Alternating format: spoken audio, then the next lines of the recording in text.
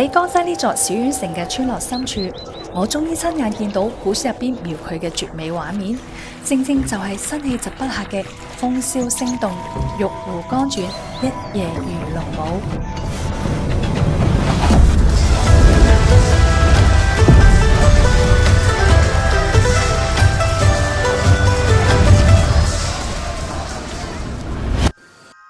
福建武夷山層巒疊翠，山水相依，成日都有雲霧繚繞。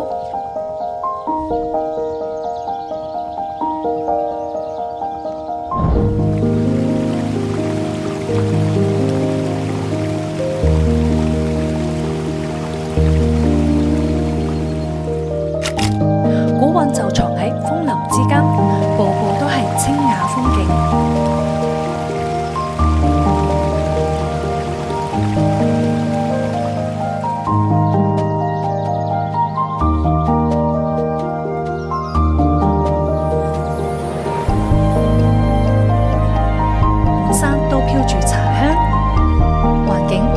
舒服，好似仙境一樣啦。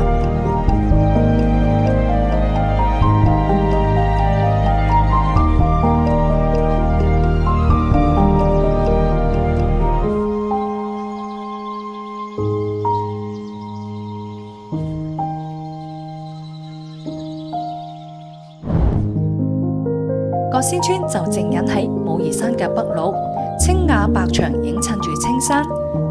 溪流環村流淌，古風建築同自然山色完美交融，仿如世